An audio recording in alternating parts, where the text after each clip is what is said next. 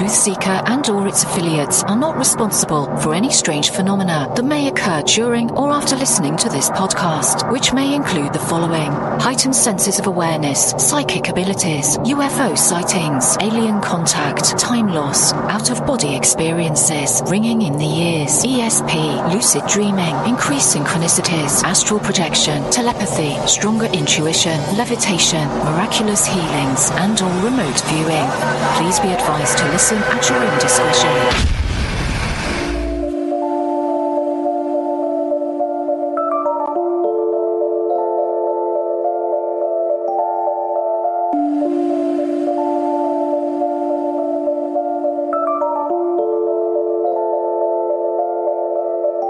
Won't you come and take me away? I just wanna be with you. Won't you come and take me away?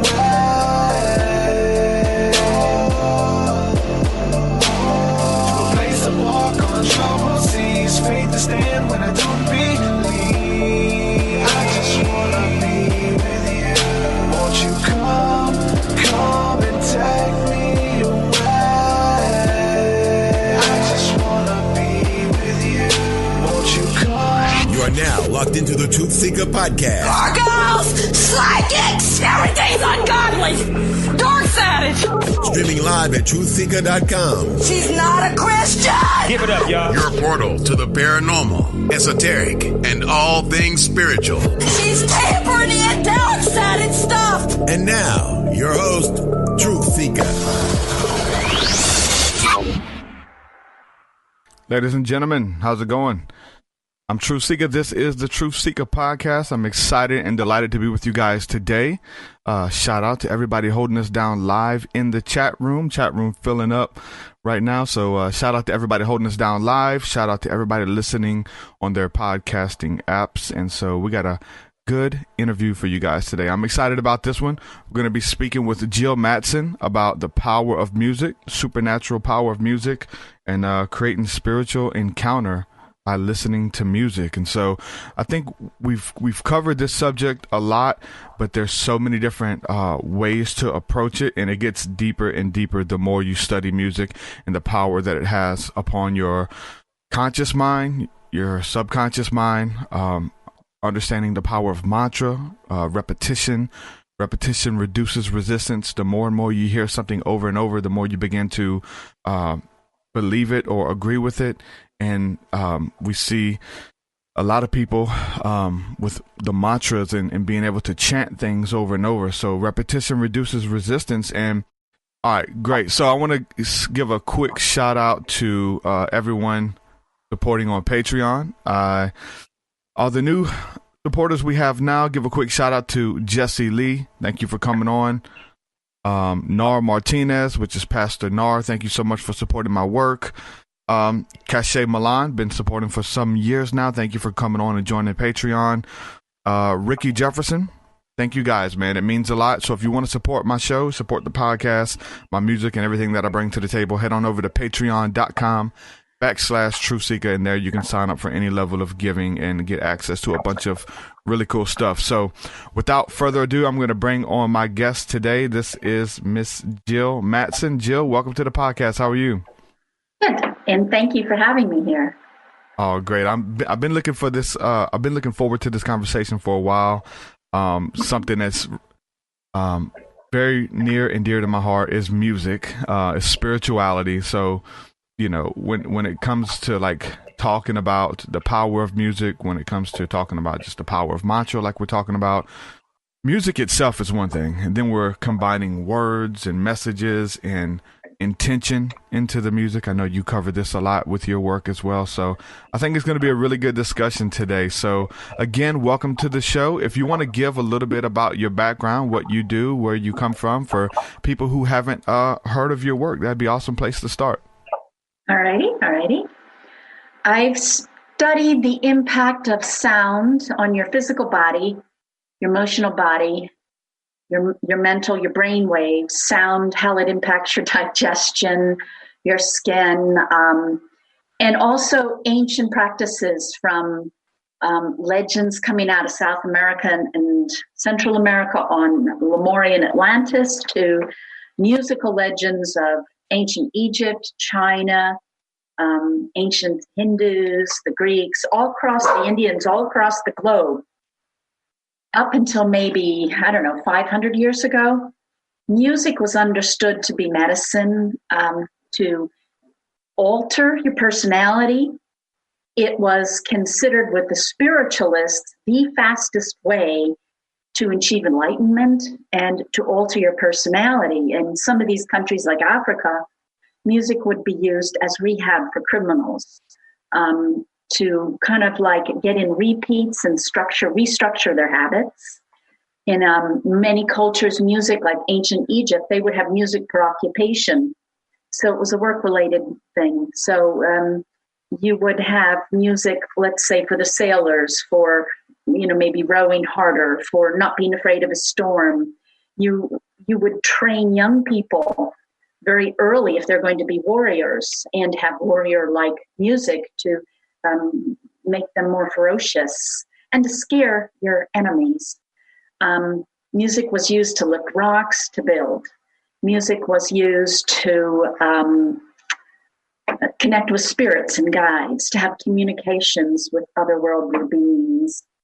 And I've spent my lifetime learning about this. And my website, jillswingsoflight.com, I have a lot of the stuff, but I've got 3 books out, and one is on sound to change your brainwaves, your thoughts, your feelings, your relationships, your energy, to go to sleep, to wake up, da-da-da. That's ancient sounds. Another book, Secret Sounds, is on sound in your body, how to look at your digestion, a disease that science can't touch, really anything, even your emotions, and see, the tones of your personality or your body, and start to alter them, not through chemistry or biology, but through audiology. The final book is Lost Waves of Time. And this one starts with legends of the music in ancient cultures and goes right into written history, archaeology, anthropology, etc., and science, particularly quantum physics, into how the music, like the ancient Chinese, sculpt their personality, their nation, their achievements, their downfalls. And then we'll just move into ancient Egypt. How were they using music? How were they using magic words? How were they curing disease with spells, which are a large component of sound and words and music? So what was the math and science? And I go right on up to present, and I have some really cool ancient secrets, or we could go into math and science. Each culture approached it different. The Hindus got into the rhythms, very powerful, whereas the Chinese were into tones and harmonics. So you'll find different tools of music can be used to alter who you are. And you ingest sound, that's a fact. You can be shown that scientifically. You ingest sound, period. So it's something that we just haven't observed its impact, because it's subtle, meaning small, and it comes on little by little, but very steady. Just a quick analogy, and then I'll get the conversation going, is think of the Grand Canyon and think that the water is soft and goes over the rocks, and it seems like the rocks roll when you're looking at the Colorado River. But if you look up at the Grand Canyon, you see the water rolls, because the canyon was carved by the water over time. It was the continuous impact that was so significant. And that is exactly what music is, that continuous impact. There you have it. That's awesome. It's beautiful too. It's just, you know what I'm saying? The way that music has an impact on our body, on our spirituality, our spiritual life, without even knowing it. I think the majority of people don't even know what's happening when they listen to music. They just know it's pleasing to their carnal bodies. It makes them feel good. It reminds them of someone or something like that.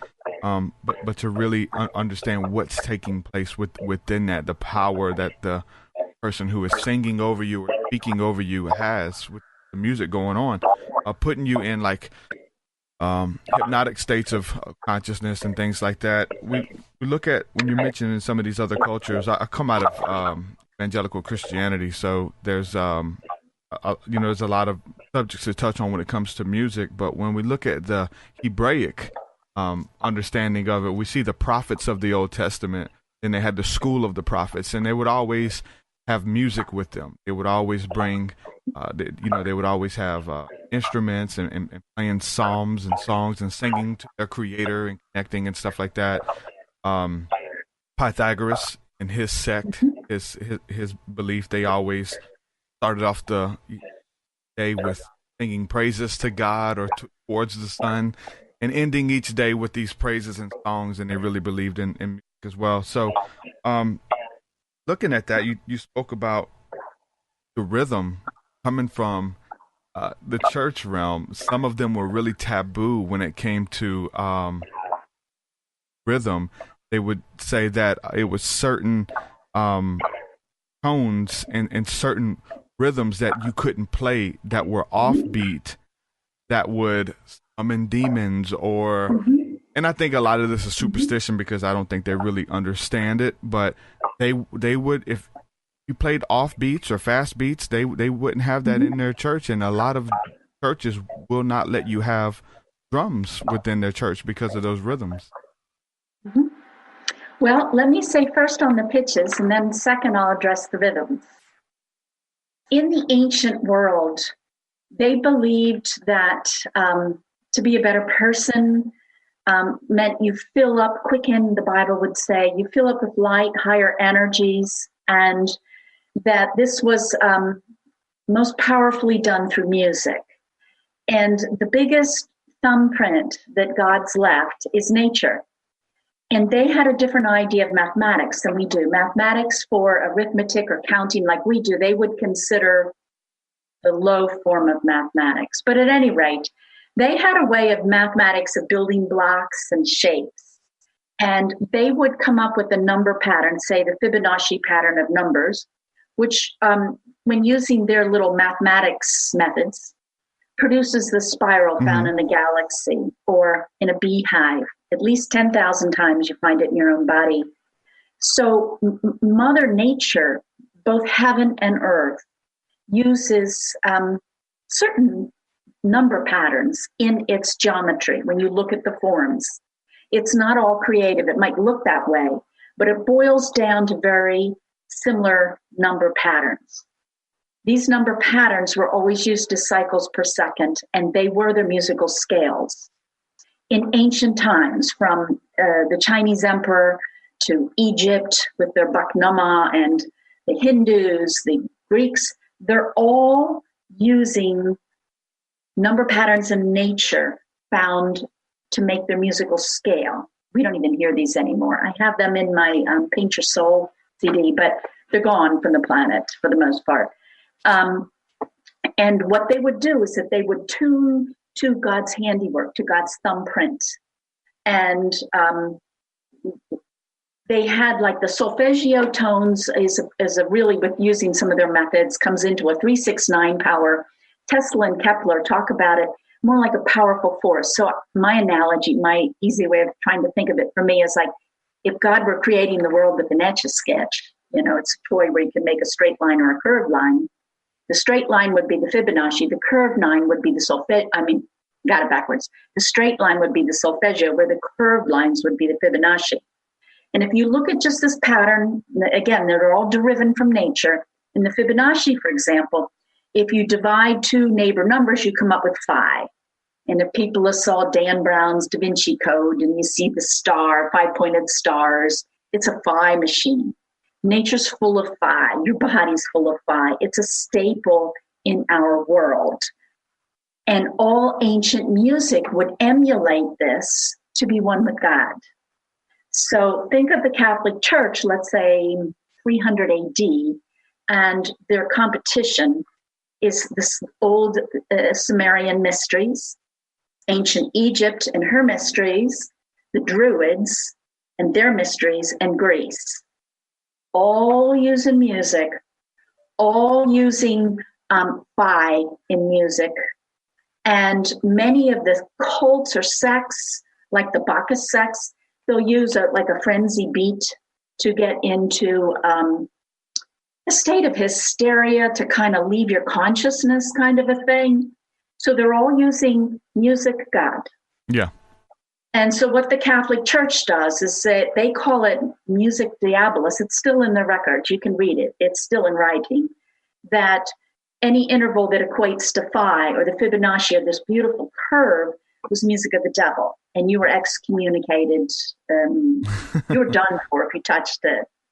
And the solfeggio is a phi-less scale, and that was used for their healing, for their high masses. So even today, like if you see a funeral and you see them with the Pope dies, they have like a stick with crosses on it with little bells. That's going to be your solfeggio. And so they kind of outlawed music.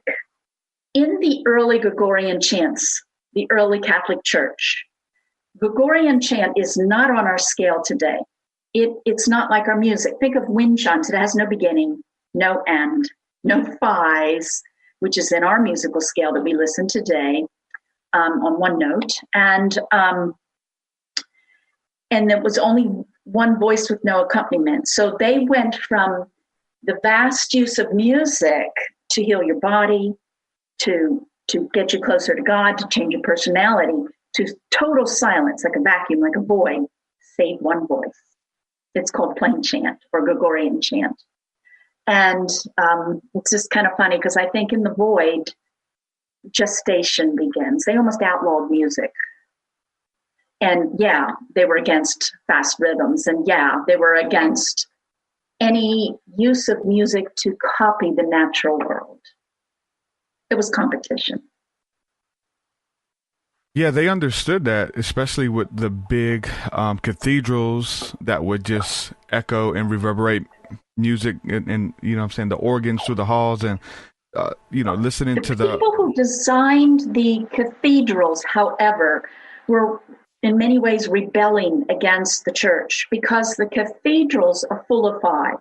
The cathedrals, they took the numbers used in the musical scales of the ancients, all this ancient wisdom to use sound intervals in music to alter, uplift, heal, bless, change, it's a number pattern underneath the cycles per second. And you'll find those number patterns rampant in all of the old cathedrals. So they hid the knowledge that was forbidden in plain sight in the ancient cathedrals throughout Europe. When it comes to the cathedrals, when it comes to even your, a lot of modern day churches, we see the obelisk right over the pulpit or right over where the musicians are. It's been said that that's, the steeple, the obelisk was a way to channel energy from the ethers whenever they're performing or sending out the music as well. Have you done any study on that, on the obelisk when it comes to the churches? Well, yes. In fact, think too, most early churches have steeples. It's if you will, it's a form of an obelisk. Think of an antenna. And when you look at the churches in Europe, you'll find that not only do they have antenna or steeples, but they also have water. They're on the crossing of underground waterways, and they all have what they call a black virgin, which is a well, and it goes deep underneath into the stream. So the people singing and loving, hopefully, these two combinations of these frequencies, sound picks up other frequencies of like value, so that they could channel their love, their praise, their glory up into the sky through the steeples and then down deep into Mother Earth and to travel on the water to nourish, spiritually uplift the soil and a larger geographic area. Mm-hmm. And of course, music was absolutely critical because, they would be performing in between these antennas up and down. Yep. It's beautiful, and there's like all types of that music in the churches and stuff. So they do whether it's the fast music or the slow, soft synth mantra music or whatever, just singing over and over, and they go into those trance states, and they don't even know they're practicing like ancient mysticism when they do that. They think that it's something privy just to the church members, and this is our thing, but it's something that goes back thousands of years that was practiced by every culture about entering trance state through religious ceremony by using music. A lot of people in the Southern Black church, they have this thing called the praise break. And it's just so almost out of nowhere, they get on the drums and they start playing really fast. It's almost like a double time beat. And they get the stomping, they get the clapping, they get the shouting. They'll start running around the churches. They'll fall out, catch the Holy Spirit. And something happens when that music comes on and they get in the Holy Spirit, or they get that quickening or whatever. And when that music changes, they control the flow, the ebb and flow of the service. It's really interesting. And I've been a part of some of them. And it's really, really interesting to watch the charismatic churches do that and get in the spirit behind the music. It's really, really awesome to see. Yeah, that is exciting. The Egyptians, another thing that we haven't talked about that was done throughout all ancient societies was harmonics, meaning an after ripple of sound. If you drop a rock into a river, you see like a hole for the rock, and then you see little circles coming out. Well, they're going to come out in mathematical patterns, and that can be likened to harmonics. You have a sound, and then it has a little after ripple, and it goes up mathematically according to a formula. If you look at the cycles per second of the items in a chemical formula that represents your digestion, so if you look at the math of the frequencies involved in digestion, it's a harmonic chain. Your body's full of harmonics. The universe runs on harmonics, and energy transfers on the same frequency. So many of the ancient religions did altering and uplifting on vowels because into the higher harmonics. And through like Theosophy, the Great White Brotherhood, through ancient pharaohs, through Pythagoras, they would use this vowel chant. It just, again, it's something they would find in nature and copy it. And it's, I can do it for you. Let me think of them. A-R-O. And they would chant this, and they would do it like in a tertiary beat. And it was called the vowel chant for the pharaoh to pass to the highest realms. And so they would use the different vowels or harmonics as another tool. So there you see, we've talked about rhythm, we've talked about pitches, you get harmonics, and mathematics occurs with intervals, 2 notes played at the same time as well. And of course you can, Lao Tzu, 3,000 years before Christ, is talking about the interval of the musical fifth and how the 2 intervals at the time, how their harmonic combine and produce energy. And they do. You can go to, I'm trying to think of this website's name. It's in my ancient sound book, but there's Harold Moses produces what he calls drones. He uses a musical fifth. He takes off the bottom note and he just uses the echo, the harmonics. And you can listen to this and it energizes you. And it's such a low tone, you don't even know it's lower than the hum of your refrigerator. And it can energize you. And if you turn it off, it just feels like you just kind of like you're a puppet, a lifeless puppet. And again, that's from Lao Tzu. So when you're listening to this music, does everything go back to the Fibonacci? Like if we look at that spiral, it's throughout nature, it's the planets, it's in our DNA, rhythm, like there's something within us when we hear that rhythm, and it has to be in like the even numbers of the rhythm, then you could just feel it. A lot of times listening to music, you know when it's going to change because you can instinctively feel it. And it's usually when you're on maybe an 8 count or whatever, or if we're counting on like a metronome, you can feel it versus if it was to be an odd number or something different, it would maybe put us out of orientation, but we can feel it when it's when that rhythm is on that perfect metronome. Is that something that's just encoded deep within our DNA? Okay, the Fibonacci, yes, it is in our DNA because that spiral form uses that same mathematics. But it's almost like, to me, I think that the music of the universe is a little bit more like a Rubik's Cube with different facets and different ways of lining up. So the people, I think, that did the most fabulous stuff on rhythms is the ancient Hindus. We have 4/4, 8/4, 3/4. They had 120 different patterns. Some of their rhythm patterns, would take 5 minutes to go through the pattern they would repeat. Wow. And then they would it would be very, very intricate, and they would literally go into nature, and if they wanted to energize or be fast, they would copy horses running or anything that nature deemed as fast. That rhythm pattern then is incorporated into their music. And then, so they were using rhythm almost like pitches. And think of the car going down the street with the deep bass subwoofers, and it shakes your bones.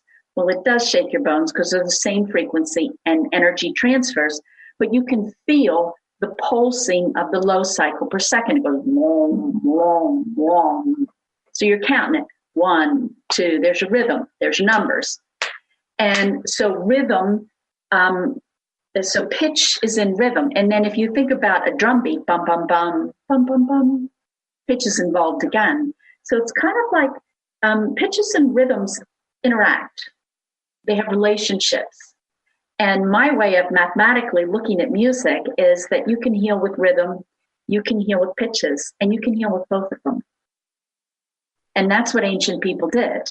That's what magic is. It's quantum energy management. That's what all of the Egyptian temples that people, rich people that could afford it, traveled all over the world to go to their healing temples because they worked. And they would get quantum energy, they build it up because energy does alter you. You can use energy to heal your bone faster, but you need to listen quite a bit. And I have music with vitamins on it. I have music tightening the muscles in your body. But it's like each time you listen, you get a dosage. And so what the ancient people would do is they'd use a dosage of music, a dosage of rhythm, a dosage of pitch, a dosage of harmonics. And then they would add a dosage of fragrance, maybe eat this, do an action which creates a frequency. And they were very precise in their actions. Dance replicated the Fibonacci numbers and feelings. And so they would just keep say you're a jar and you need a healing tone or pattern to fix yourself, to get back to balance. They just keep dropping that healing dosage in as many ways as quickly as they can to get the biggest dosage to alter matter. Sound, you can look at it. A slight sound comes right in and lifts up your skin. I got that on one of my CDs. And muscles. They're soft. Now, if you're going to start to change your bone, which can be done, you can go to an orthopedic surgeon, many of whom will give you a little box. It's just the frequency of your bone. You listen to it, and your healing's much less time. So you can use for harder matter, but it takes longer. You need more quantity. So something we don't even think about is dosage, but it was like front and central in ancient music healing. Speaking about the sound, and I know you talk about the notes. There's a certain color of a vibration of a frequency. I mean, sound is vibration, light is vibration, thought, everything is vibration and energy. And so there's colors that correlate with that note that we use within the music. And so to really get the strong effect, you're talking about adding, coupling all these things that actually go together.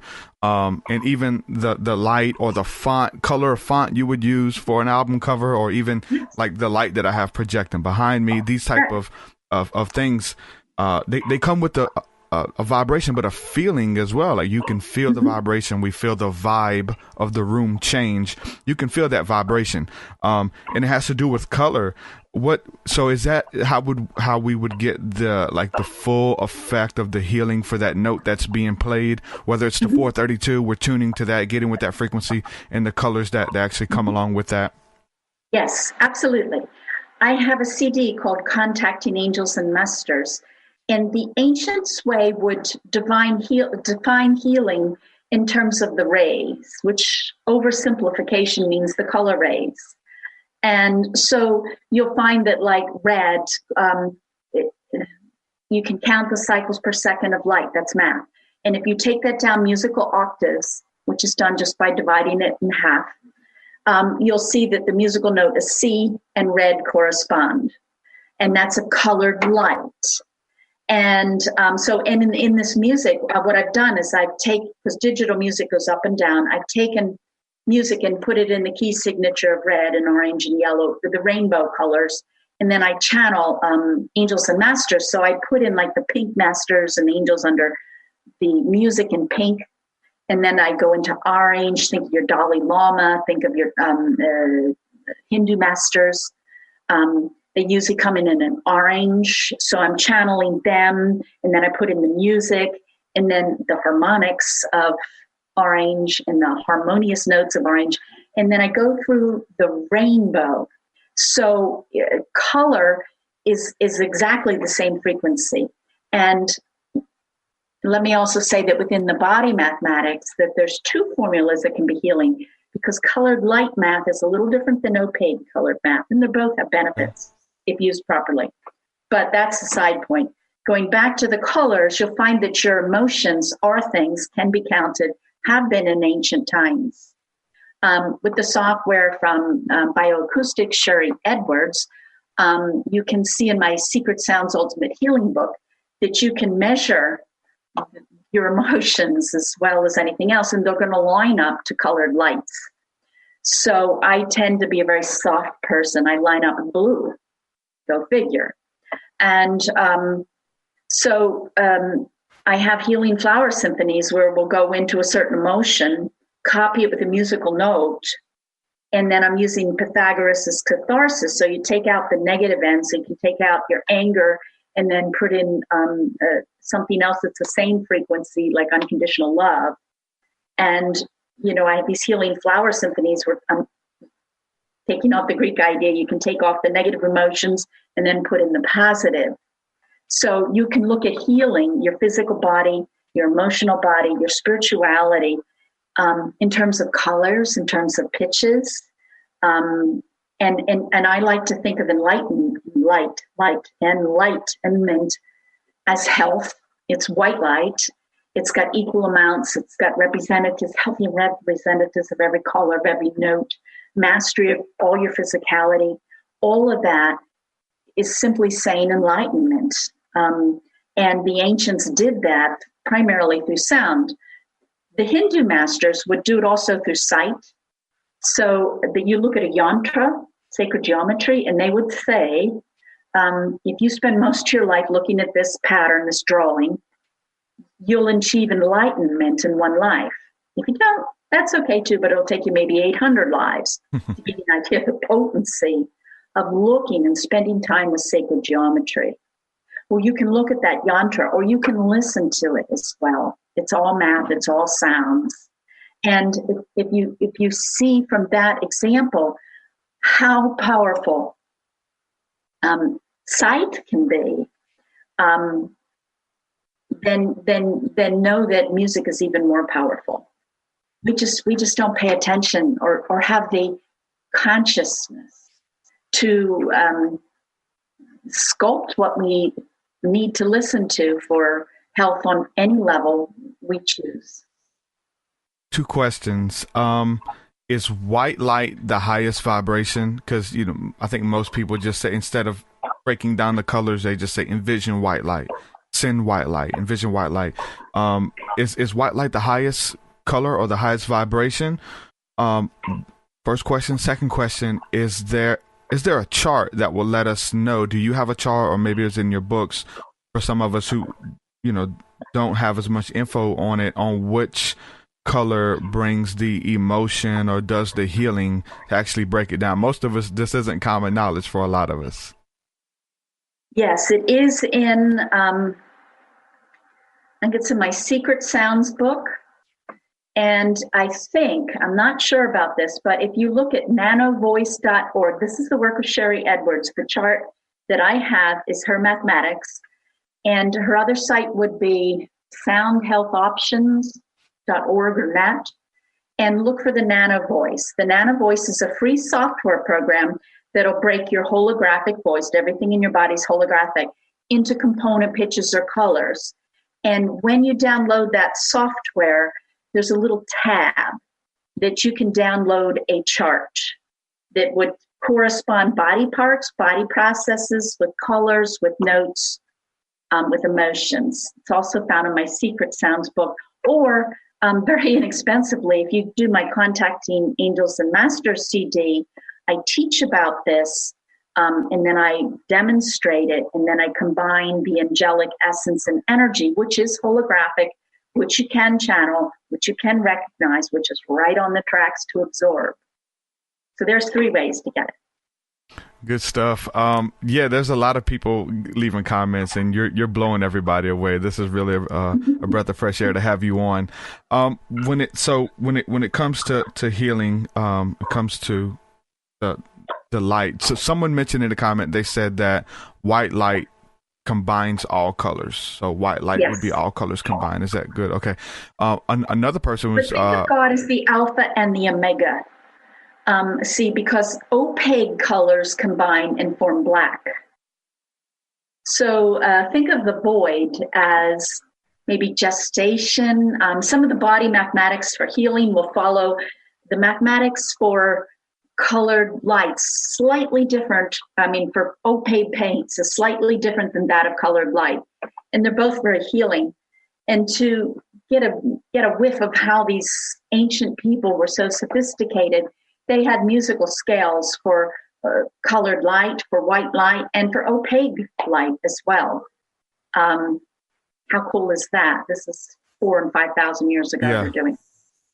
Somebody mentioned, it was Adam Starseed in the chat. He mentioned the coat of many colors worn by, I think it was Joseph in the Bible. So being symbolic of the rainbow and the color healing as well, coming back to heal his family and bring forth provision for them. That's beautiful. Let me ask you this. So someone wanted to know if you play music, what instruments do you play? I play, my best instrument is violin, and I played since I've been big. I play piano. I do the vocals. I do a couple other instruments. On my music, it's like new agey classical. I don't know. I must have had a past life as a classical musician, because I was no training. I just born knowing how to write a symphony. And so I play all the parts. Some of them are done with synthesizers. My sister does the cello. She's quite a beautiful cellist. But most of the instruments I've done either live or synthesized. So I write my music and I perform all the parts, and I pretty much mix it. And then I channel in the silent tracks. When it comes to, like I said, I've approached a lot of stuff from like the Hebraic tradition. That's just what I'm trained in.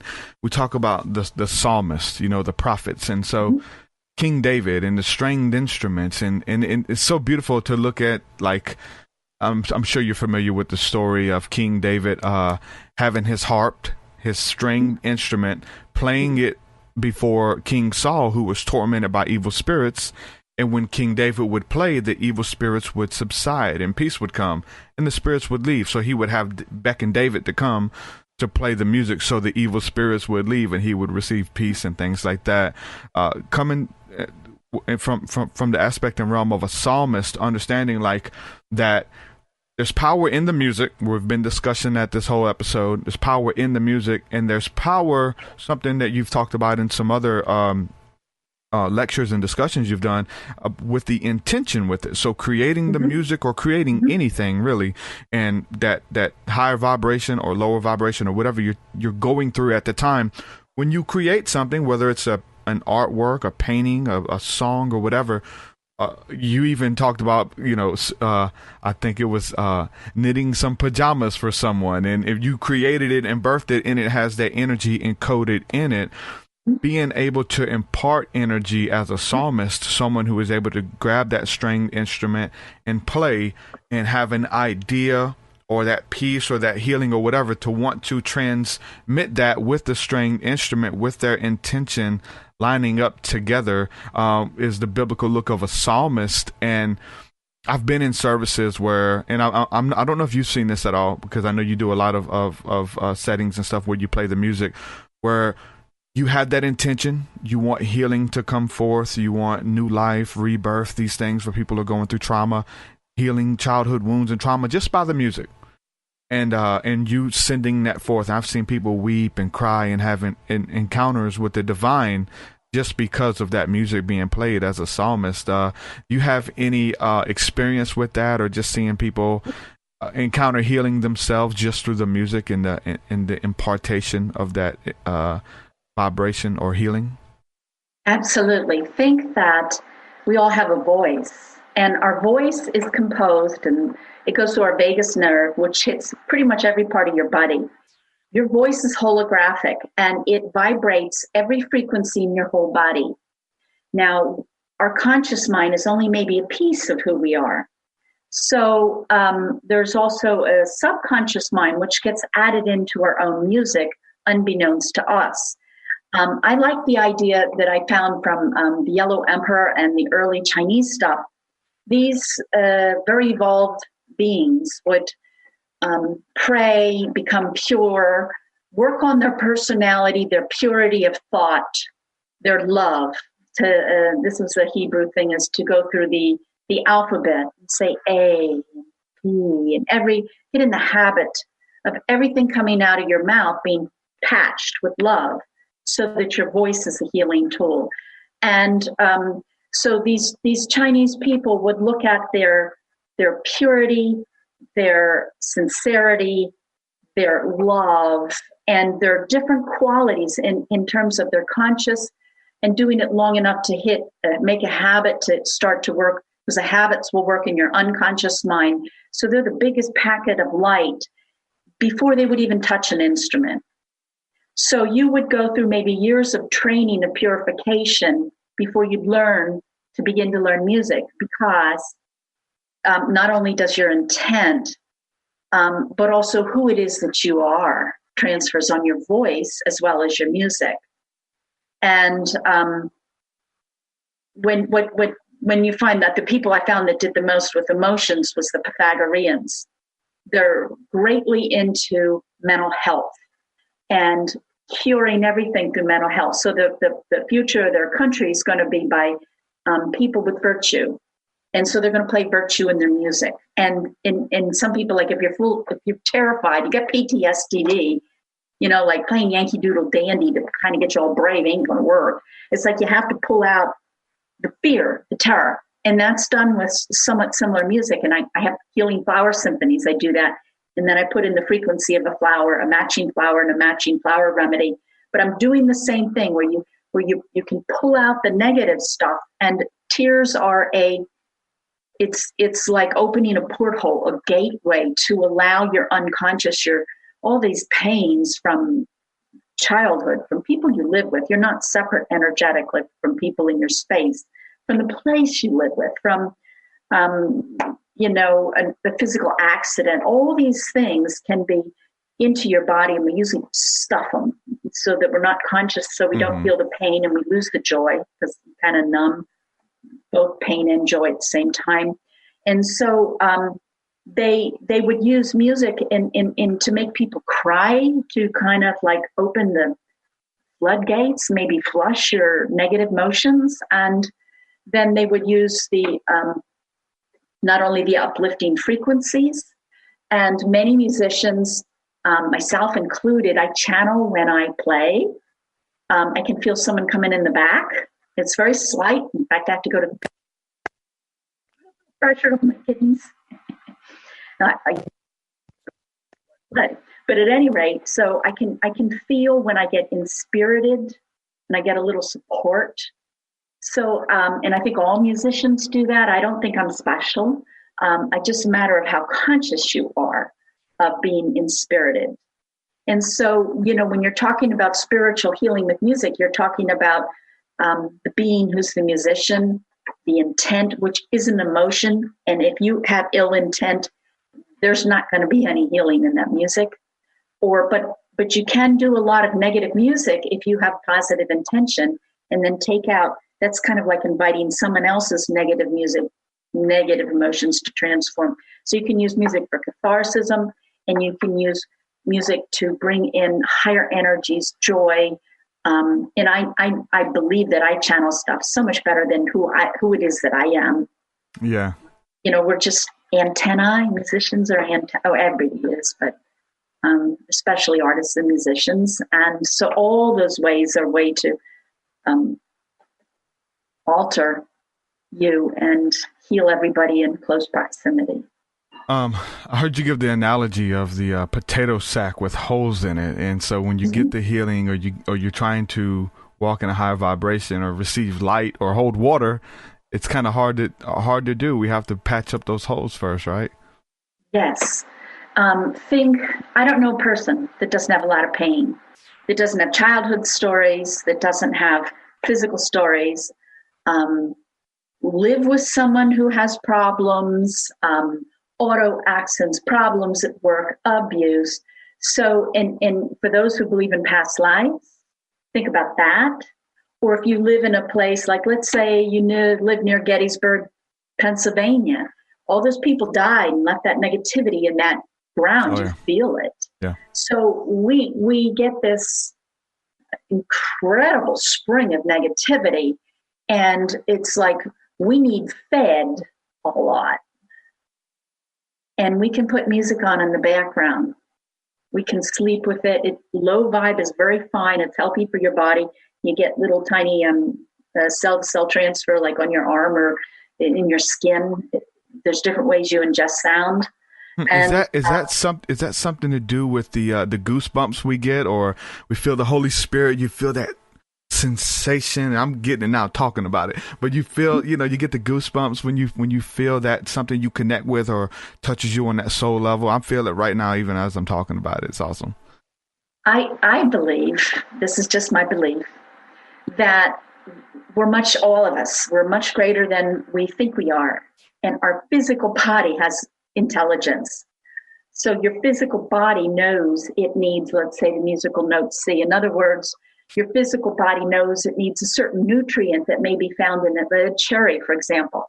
And if I really need that for health, I'm going to love cherries. It's like the way my body, smarter than me, that I don't even know how yeah. that kind of plays me, is by what I like. So if I'm like if you play music for me, you play Moonlight Sonata, and I love classical music. So you play Moonlight Sonata for me in 3 different keys, and I'm always low on the musical note D. My friends are almost always the musical note D. I'm attracted to that. I live in that because it takes my blue and it's kind of like balances it, because it's like a seesaw. If I have too much blue, I don't have enough orange. And so for health, I'm always needing orange. And so if you were to play Moonlight Sonata and you have one in the key signature D or orange, I'm going to like it. And because I've been trained in music, I'll probably give myself a pile of BS. I'll say, I like that because this. If I had music training, and I have, but the truth of the matter is that none of that's true. I like that because my body says it's healing for me. And what may be healing for me may not be healing for you. Maybe you need the musical note A, so you just look at me and say, well, I don't know about that. So our body has a way of communicating, and the goosebumps, the joy, the I like that, all that is your body's way of saying, yeah. That's awesome. When it comes to like imparting something within the music or trapping a feeling. And it's really awesome in music, especially when you're able to record it. You can give it out. Hey, you want a spiritual encounter? I've enclosed it within this CD.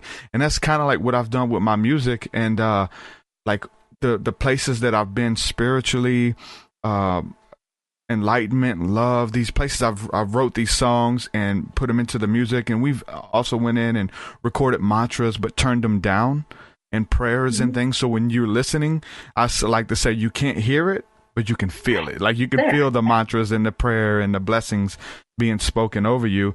And it's really neat. I really don't understand it. I can only just kind of go back to how I feel when I listen to other people's music and I have a spiritual encounter listening to their music.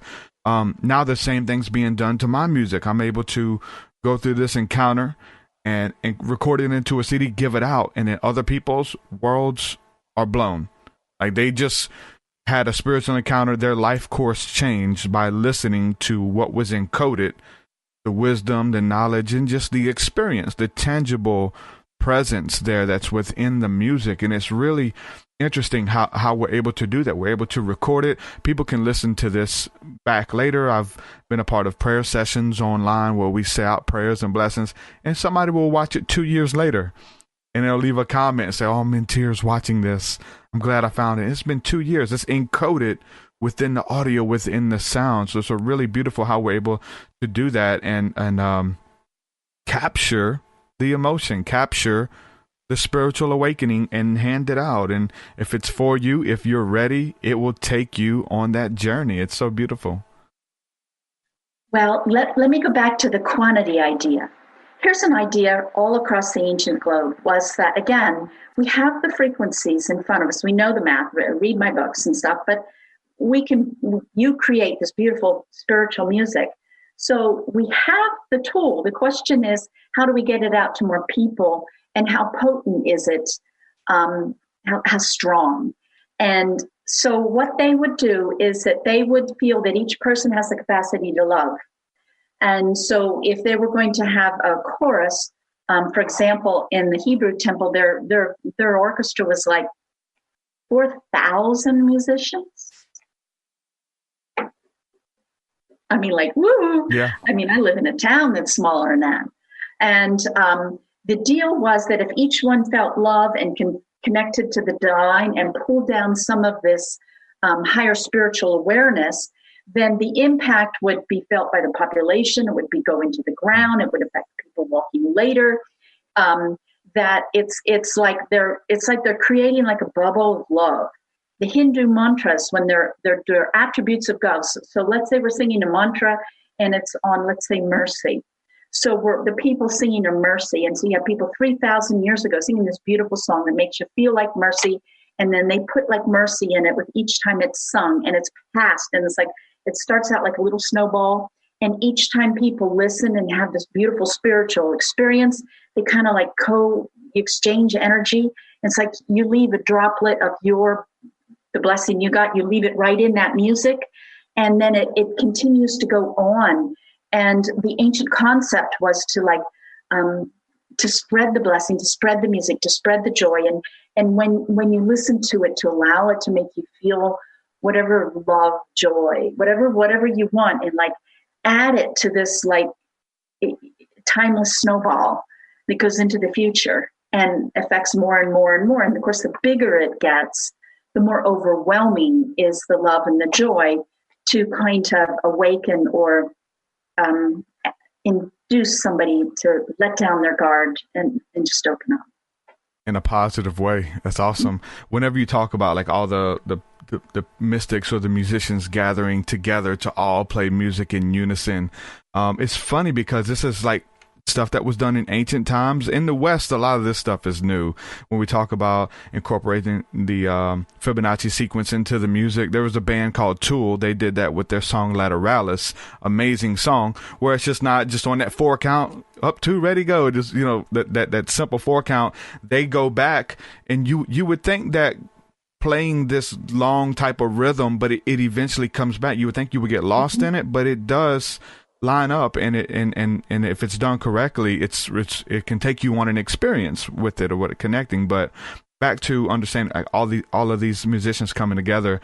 They've been doing it recently. They'll rent out a stadium or like a football field or something and have thousands of musicians show up, and they all learn how to play a song by, I think one of the ones they did was Smells Like Teen Spirit by Nirvana from the 90s. And they'll all gather in the stadium, and there's like hundreds of guitarists, hundreds of drummers, and they'll all play in unison. You have thousands of people all playing this one song together, and and people are crying, people are emotional, like, man, we all connected over this song and what this person contributed to us who's not with us anymore, but it's just kind of meeting in honor of that person, in honor of that song. It's so beautiful.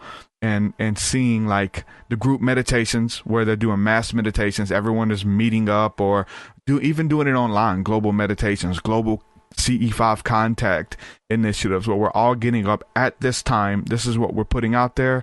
We're going to set the intention. We're going to connect. In the evangelical Christian circles, they have this thing called The Call, head up by Lou Engle, and they rent out massive stadiums and say, look, here's what we're going to do. We're going to pray. We're going to petition God that if we all come together with this in mind, that we can create change in our communities, in our lives personally, if we all come together and agree with that. So the really cool thing is that when you look at it, there is change that's happening. Like crime rate has dropped in cities and stuff where all these people are meeting and spreading this positive information and bringing love and unity. Crime rate is one of the biggest things that is actually measurable, that drops whenever you do something like that. That's beautiful. Just one little quick story. I was in Estonia, and that's a country kind of close to Finland, Russia, and Germany. Very tiny, has 1 million people. And I met this lady, Mara, and she told me that her grandparents had been slaves, and that their people were enslaved by the Russians, the Tsars, and they were very, very cruel. And she told me these horrible stories. But anyway, they were broken. And so when the Tsar was killed, they were broken, and they couldn't stand up and get their freedom. But because they were in such a far reach of Europe, the Inquisition coming from Rome, starting from Rome, coming from the Catholic Church, had just barely been there. The old ways were still kind of passed on. They weren't forgotten. They weren't stomped out. Didn't have enough time for the Inquisition to have that effect. So they had what you're talking about. They brought out of their 1 million people, they brought 500,000 together. And not only did they sing, they all sang in unison, but they did so 24/7 for 5 days. So they took your idea and then they expanded it more over a longer period of time, getting 500,000, and they got their freedom. That's awesome. Then in Germany, World War II, I don't even remember if Germany just kind of like ate up Poland. And so kind of the world let Russia kind of eat up some of these Latvian countries, and Estonia was one.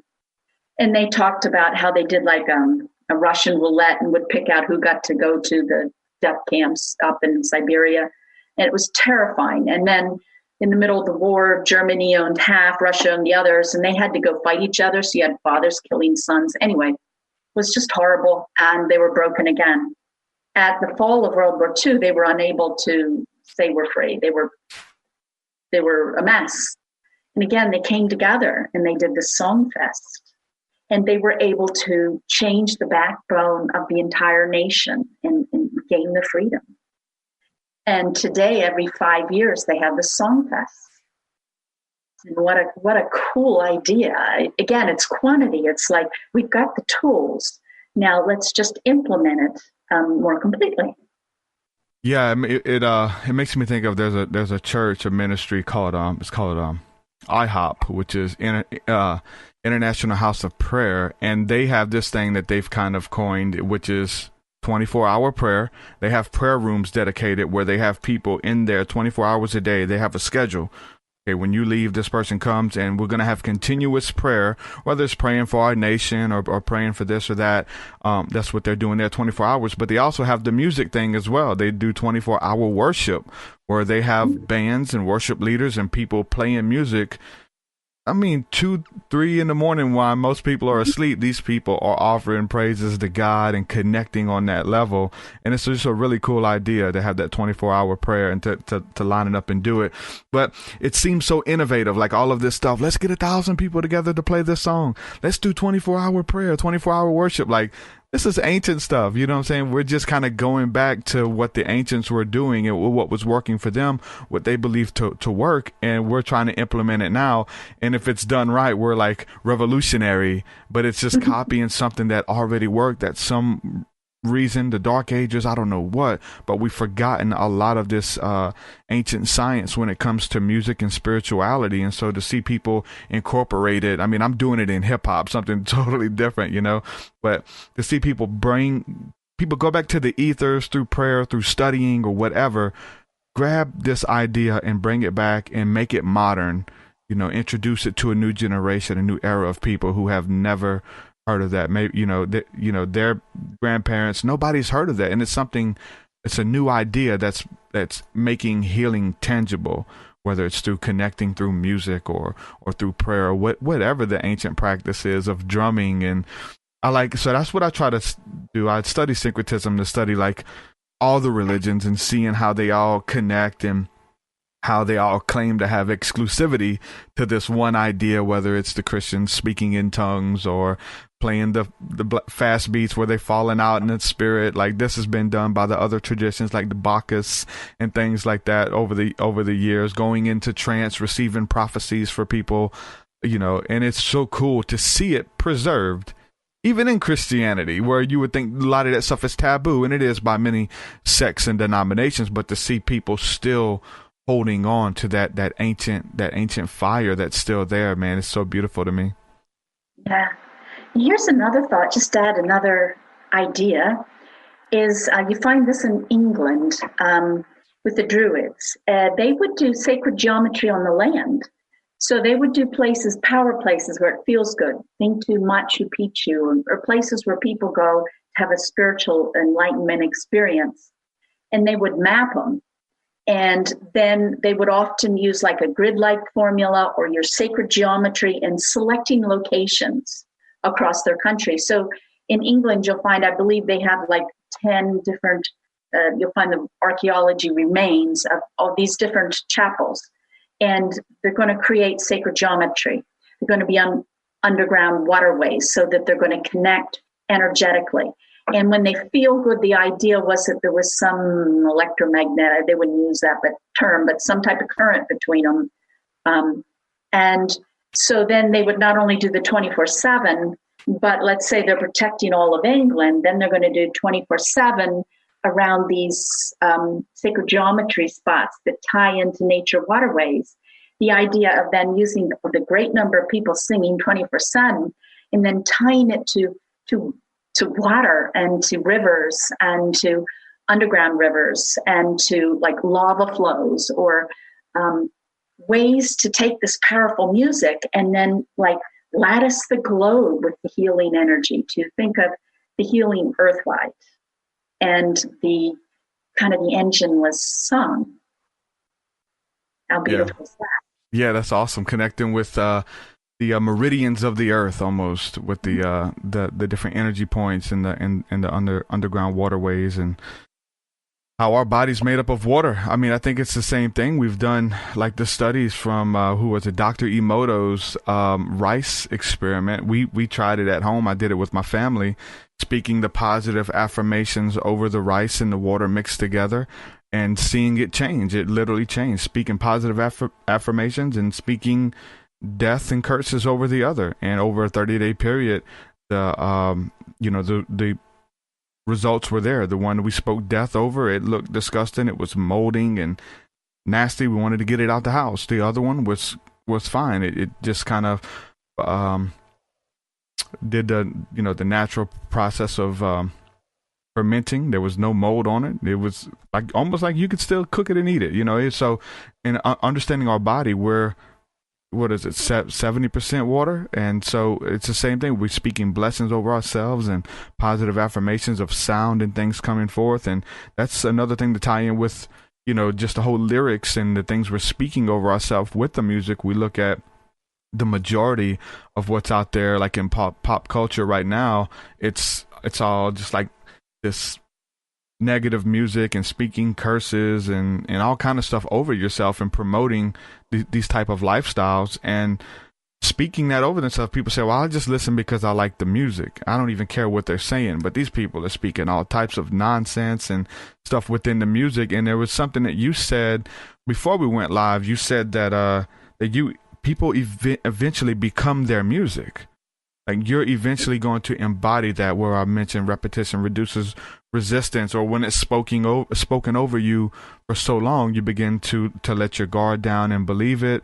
We see like the story of the Pied Piper, who comes into the town and plays the flute and gets all the mice to follow him with the power of his flute out of the city, and he takes them out. Then he comes back for payment, and the people don't want to pay him, so he plays the flute, and he has the power over music. He understands it, and he takes their children from them as payment, and it's the power that we have. And it's been said, I've heard it been said that the hip hop artists and the rappers are the philosophers of our generation. This is who the people go to. This is who the masses listen to, the new hit song on the radio, and they have power to bring forth peace and change and love and unity, or confusion and chaos and things like that. So it's really powerful when it comes to music on a practical level that affects anybody. You don't have to get into the esoteric makeup and breakdown. Just by simply listening to this music over and over, it's affecting you in some shape or form. Absolutely. Amen. So we had a bunch of comments when you mentioned your book and some of that stuff. A lot of people already mentioned that they want to go check that out. They want to make sure that we plug that at the end of the show. So I appreciate you for coming on, and I really enjoyed this episode. I love talking about music and spirituality and how it all connects together. So thank you, Jill, for hanging out with me. If you want to plug your books again, name those ones again that you mentioned, because people want those by name, and let people know where they can go get them. And I'll have all that information in the links here, but we'll just hear it one more time. All right. Thank you. JillsWingsOfLight.com. I have all kinds of free samples of my music. If you sign up for my list on the homepage, videos, articles, etc. And if you sign up for my list, I have about 400 messages about every 3 weeks on healing with sound. My books, Ancient Sounds, Modern Healing, a great primer to changing your world with sound. How to use sound for altering your thoughts, altering your feelings, altering your body. Starts out with the Hindu master, that it's akin to an ascended master on earth who uses sound to heal. And it kind of goes start using sound as a vibration on every level for your benefit. Secret Sounds, Ultimate Healing. It's a little bit more of a walk in the park. It's the work of bioacoustics related to Sherry Edwards. And it's looking at the frequencies in your body, the mathematics of the frequencies, and healing tones. And then in the back part, I go into Ascended Master teachings on how to change how people respond to you with your voice. You can, it's a very powerful tool. So I go a lot of, in this Secret Sounds book in the back part, on ancient use of your voice is a miracle. Then The Last Race of Time, and I won a bunch of awards on this one. Took me 30 years. This starts with with legends and channelings and information emerging recently from Central and South America, on Lemurian Atlantis and their music. And then I go into Sumeria, the first written history we have. And they're using music for star tones, for altering their life by tuning to the heavens, literally, physically. And I have a CD that I copied from their thoughts. Then it goes into ancient Egypt that used music for everything. And ancient China, Lao Tzu, they're controlling they're policing their countries with sound. Going into Greece and the Hindus and all around the globe.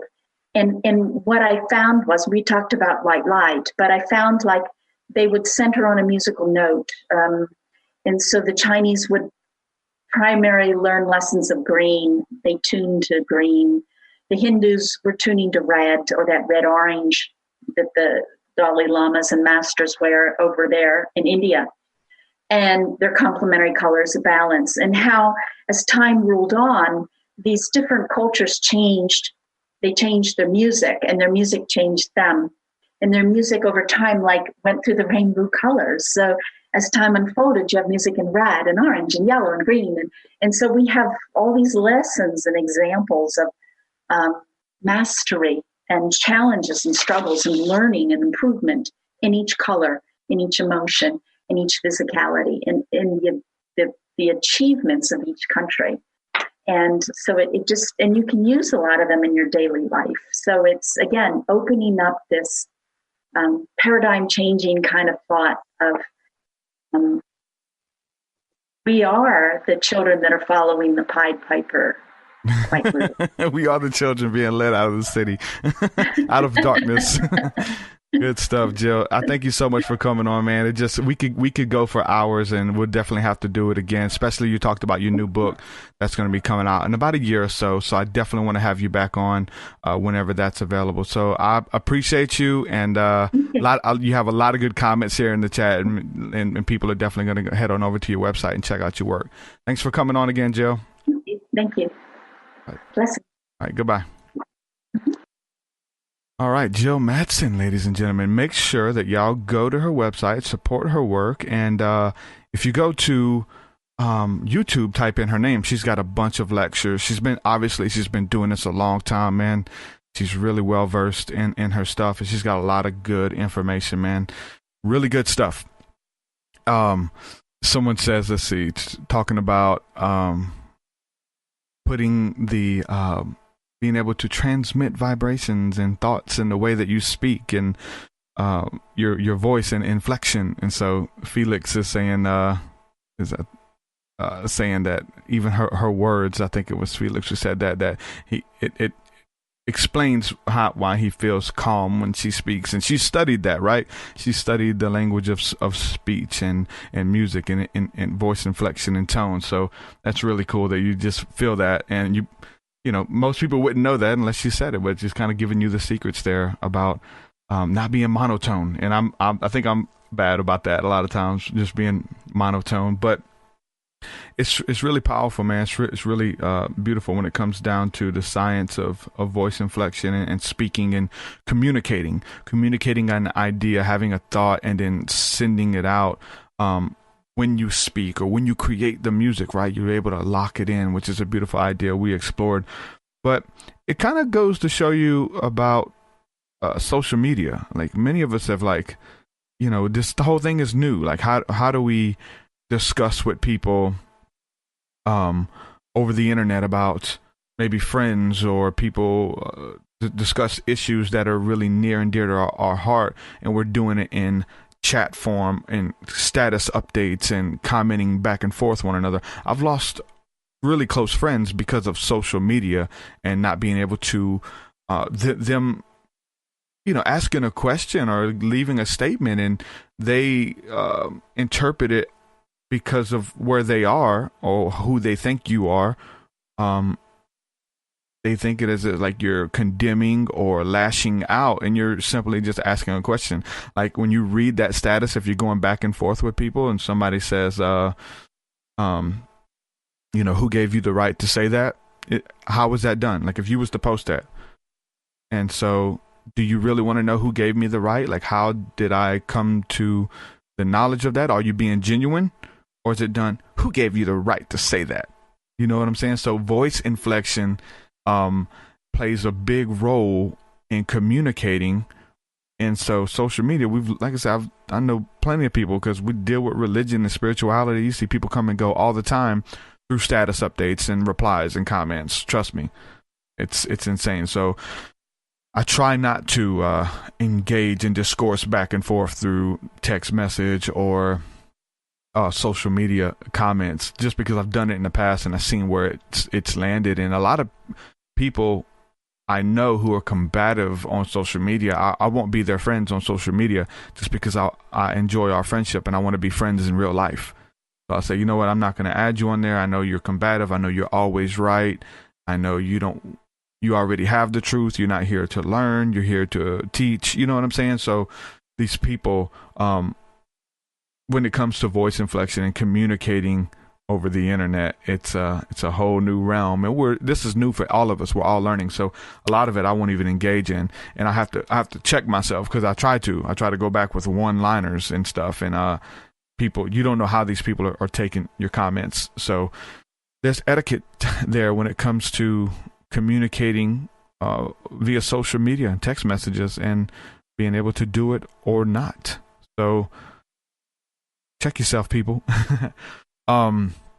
Give a quick shout out to Tiger King. Just sent me a donation here on Snapchat, live on the air. Not Snapchat, Super Chat, or live on the air. Thank you for the generous donation, my friend. I appreciate you and every one of you guys who support my work and believe in it and help me out to keep this stuff coming. Jill was supposed to be on yesterday, but she had a close friend of hers pass, so she had to go to a funeral. So we had her on today, and then tomorrow we're going to have another show. We have Brian Godawa will be back with us in a really good episode about understanding the end times biblically, and we have a very similar view, so it's going to be a good one. And so he writes fiction books about the end time, about people like a bystander who was there and their story of navigating through the death of Christ and the apocalypse and the tribulation and all of this stuff happening. So he writes fiction books about that, but it's still kept in that frame of all of this stuff happen. So someone who's watched the apocalypse happen or watch the second coming of Christ or whatever the case is. So we're going to get into some of that. I really enjoy speaking about that, and I think that's an idea that's growing, that the majority of the book of Revelations or the Bible has already happened. I think there's that idea is growing with a lot of people. So it's really cool to discuss it. I know that the mainstream Christianity is going to hold on to their whole narrative that none of that's happened yet, or maybe some of it's happened, but to look at Revelation as a revealing of what has already happened and what was to come and what came.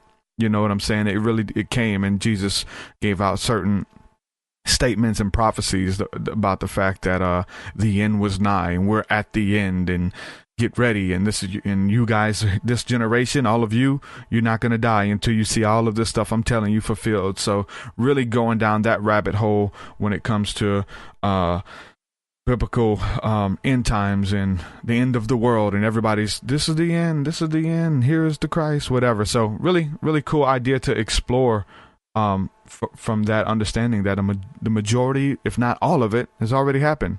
Really. And you can prove it biblically, and you can prove it through history. So it's really interesting. I really like it. So that'll be tomorrow. Brian Godawa. If you haven't heard the previous interview we did, make sure you go back and listen to that. So we'll probably be picking up where we left off, and he's got a new book. So that'll be good stuff. That was funny. We're talking about the story of the Pied Piper there at the end. And she said, "We are the children being led out of the sea." We are the children. They come through and they're playing the music, and we're following the notes, and to whatever sound that you listen to, whatever frequency you're following. Jesus said, "My sheep know my voice. They know my tone. They know my expression. And a stranger's voice they will not follow." So that's really interesting, man, how it all ties back to sound and hearing the voice and tuning into the frequency. And I was going to go into a little bit of detail with her about the green light beings of the order of Melchizedek, which is broken down to the order of the green light beings. And so, and everybody has a different breakdown about Melchizedek, but when it comes to understanding the green light, I was wondering, like, finding out the tone that correlates with green light. What note is that correlates with the green light beings, of listening to that note, having that color around you. Like, I can change this light in the back and have it green, and I used to have like little green glowing lights up on my desk and stuff like that while I was doing it to remind me about the green light beings and being approached by Melchizedek himself in the state of meditation. And many believe in the Egyptian mysteries that the only way that you are to be initiated into the order of the green light of the Meldekian priesthood is if Melchizedek approaches you within those astral realms himself.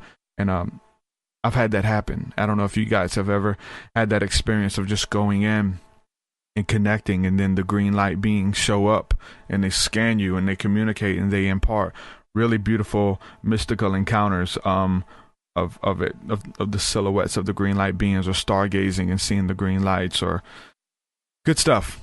Egyptian mysteries, Melchizedek, the green light beings. Yeah, the 432, we talked about that on here. The 432, where you can feel it. You can actually listen to music. Tool is a good one to listen to. There, you can go to YouTube, and there's people who have retuned whole albums or songs into the 432 frequency, and it makes you feel different when you change the frequency of that song, even if it's a sad, depressing song sung in a higher octave. You can feel it. Like your body can literally feel it. And talking about feeling it with your body, I thought it was really cool. Talking about the chill bumps, and like when you feel the Holy Spirit, or you get that inspiration. Like, man, like, I get chills listening to your music. Like, that's the repair of the DNA. It's this sensation. Your body's responding to the repair and to the frequency that you need. You feel better. It gives you a boost when you feel that energy, that euphoria that comes. It makes you feel better. That's really cool. It makes you feel good. So talking about the 432, and a lot of people say, okay, TruthSeekah, is your music in 432? Or why isn't it if it's not? And it's not in 432. I've tried to tune my music to 432. Maybe I'll try again.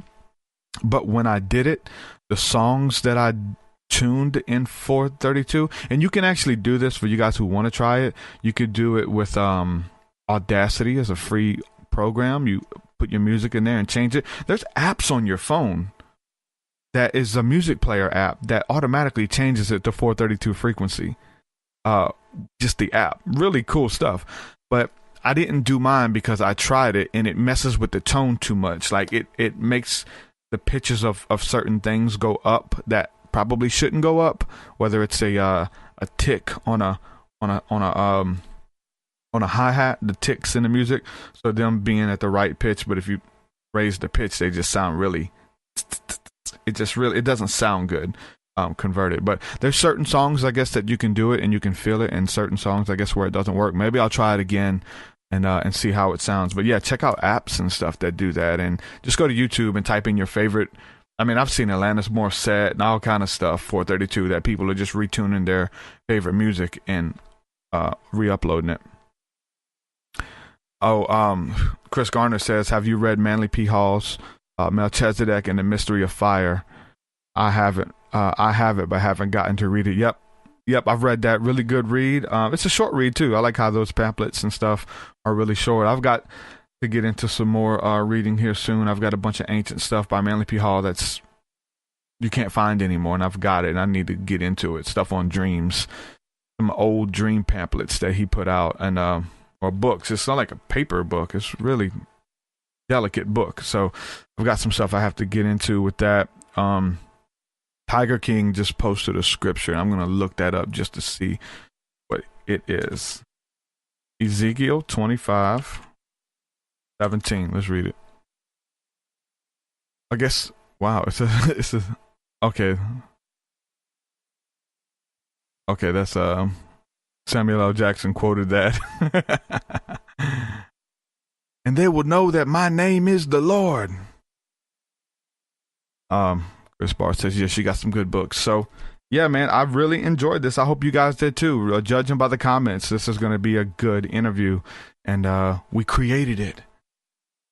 Spoke into it. We blessed it. It didn't exist until we scheduled it. We showed up. We did the energy, the alchemy. You guys showed up. You guys were a part of it. I mentioned a lot of you guys. I mentioned your names. You guys contributed, and it will be forever locked into this episode that we all shared together. All of you guys listening as well. Like, we created this together, guys. It's so beautiful. It wouldn't this show podcast wouldn't exist without you. Without your help, without your support through Patreon, through your donations, things like that, I wouldn't be able to do this. But to understand that you play a part in this. It isn't just TruthSeekah's podcast that you guys are just watching. Like if you guys don't show up, if you guys don't get it, then it's for naught, just for fun or entertainment purposes. And I don't think that it is. I think that it has a deeper meaning and has the ability to move people and change their life and put them on a positive course, man. What the Bible calls a highway to holiness. Put you on the highway to holiness, man. Put you on that right path that you need to be on. I'm not an expert on a lot of things that I talk about. Like I can't, like I have my things that I'm good at, but I like to throw these ideas out there. And so I seen a meme. I think Renee Ruiz, good friend of mine, shared it out, and it said like, "Blessed are the teachers that give that simply who don't force their opinion on you, but simply show you where to look." And I think that's a big thing with my music, is that I touch on so many concepts and bring so much to the table that whatever jumps out at you, it's between you and God if you pursue that thing. We could be talking about astral projection. We could be talking about healing. We could be talking about Jesus.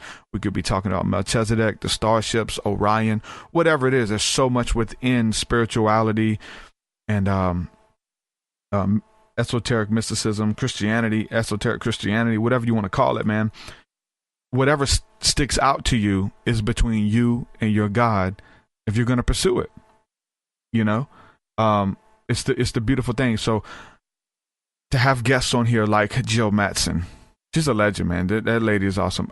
There's no way I could do justice of 30 plus years of research that she has.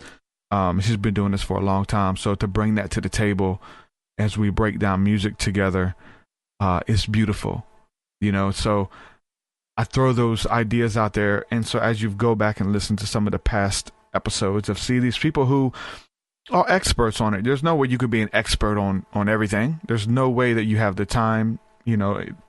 I don't think 30 years cuts it. You know what I'm saying? And so for people who claim to have the truth or claim to have the only way, or this is the right way, or this is the, you know, the way, or they say that every someone left a comment, and I'll address the comment. So someone said, okay, he said this is, and he left this on the Aaron Fowler interview. I'm going to read this. I already responded to him, but well, just as in a question. But this person said, this is a $64,000 question. It is. Who decides what the little bit of truth is that is mixed into all teachings? The best lies are mixed with a little truth, bro. God is pure truth and cannot lie or be mixed with a lie. I guess I can agree with that. But who is the teacher? Who shares this God knowledge? Who shares the God truth? I think there's a little bit of that in all of us. There's no way, I don't care, any preacher or teacher, you go down the list, there's some really good ones. Paul Washer, I don't even, you know, Benny Hinn, whoever. It's like, even in the Reformed theology, there's so many teachers who claim to know God, who claim to have to be the end all on God. They're not. They're lying to you. So if we talk about, that's the lie. These people who present this truth and bring you a portion of the truth, these people cannot break down music like this sister just did today. These people who could tell you the way to Christ and the way to God and all this kind of stuff. There's many ways to God. The ancients believed that music was the way to God. There's many ways to healing. The ancients believed that music was the way to healing. Guess what? It is. King David believed that that music was the way to healing. Music was the way to God's heart. That you can serenade God with music. That you can lift up praises and adoration towards your Creator with music. Pythagoras believed it. So we have to be able to approach it. And syncretism lets us be able to look into all of this stuff and bring it back to your Bible. If you're a Berean, there's stuff that you're not going to get from TD Jakes. There's stuff that you're not going to get from Creflo Dollar. There's stuff that you're not going to get from your pastor who on the corner's church, the church you've been going to for 20 years. He ain't going to tell you. He don't know it. He hasn't known it. But if you have somebody who studied this for 30 years, somebody who studied that for 30 years, somebody who studied this for 30 years, somebody who's had an encounter here, we bring all of this stuff together. We all have a piece of the puzzle. And it's up to you between your walk with God, your discernment through the Holy Spirit. You have to be key. You have to do the work for yourself. Don't trust anything we say. You have to do your own work, your own research. And if it resonates with you, it resonates with you. If you've been listening this long, then something's there. And that's what you have to go after. Oh my God, we've been blessed with a guest in the chat room right now. A celebrity in his own right. Vinny Eastwood. What's up, my brother? Vinny Eastwood taking over the chat. Welcome to the stream, my brother. Love you, man. So that's what it's about. It's about finding the truth that resonates with you, what calls you. And if I go back to the music, he says it's 4:34 a.m. local time. You're just aimless. Vinny, if it's this time, he's in New Zealand. If you're just you're just aimlessly tired browsing the internet. So I don't know if it's your morning or night yet, Vinny. I don't know if you've been up all night just scrolling Facebook, clicking on random stuff, ordering stuff on Amazon, or you're getting up early, starting your morning with some TruthSeekah. I don't know where you are. Okay, so you woke up stressing about editing video and got to be out of bed. Bro, I understand you have to, you have so many different stuff going on, but try to do that junk live streaming video, the video editing and the rendering, and your computer's locked up for 2 hours editing and stuff and all that. So it's the name of the game, video editing. We shot a video last night, so commissioned someone to do it so I don't have to edit it. There's pros and cons with that, being so creative and wanting to have the creative say so over your stuff, but bringing that to the table. So good stuff. Shout out to Vinny Eastwood. Make sure y'all listen to the episode that we did together. Also, go check out the episode that we did on his podcast or radio show as well. So there's some really good information passed on through there. So with that being said, man, it's all about finding your truth and what resonates with you. Like if the music thing resonates with you, pursue it. Astral travel, sleep paralysis. I mean, there's just so much. I mean, and you really can't do justice, the right amount of justice to really do it all. You're not going to be a master of it all, but you're going to have to find those things that stand out to you, the things that speak to you, where your calling is, where your expertise is. Psychology, you know what I'm saying? Astrotheology, hypnotherapy, all of this stuff plays a role, and I think we have to give it its due diligence and really spend the time that these topics deserve, man. These topics really deserve a lot of attention. There's people who repeat things that I say as an expert, and they've never even explored it. They just take it and run with it. You know what I'm saying? So you have try not to speak on it if you don't really know much about it. You know what I'm saying? And that's for discernment about what stuff you should get into. But if you're here, there's something for you, something of impartation through the speech, through the word. This is the alchemical practice. This is understanding how deep spirituality is in the midst of a simple conversation. We talk about this all the time. So with that being said, I'm going to say peace and shalom. I'm jumping off of this right now. Thank you guys for the support. If you want to support my work, again, head on over to patreon.com/TruthSeekah. There you'll be able to support at any level of giving. Anything helps. Anything helps, man. So thank you guys who have been supporting there faithfully, and everybody who's just come on board. Thursday nights we have the School of the Mystics. You get access to that by becoming a patron as well. And you get to support cool people and be a part of a cool community. You guys are mentioning Discord in the chat right now. There's conversation. I've seen people conversating in our Discord chat and on the live stream on YouTube. So you guys are boss. This thing usually goes nonstop. There's people commenting on Discord. You want to be a part of the community? You can download it on your phone. You can have it on your computer while you're working. Join our Discord. Come hang out with us. No foolishness, no nonsense. You will be banned. But anybody who wants to bring love, positivity, and grow with the community, we're here on Discord as well. So with that, I'm going to say peace and shalom. I love you guys, and we will do it again tomorrow. Your way so much higher than mine, so much higher than mine, so much deeper than mine, so much deeper than mine. Well, that does it for this episode, folks. To hear more episodes of the TruthSeekah Podcast, head over to TruthSeekah.com. And if you're wanting to support the show and get rewards, go to our Patreon page at patreon.com/TruthSeekah.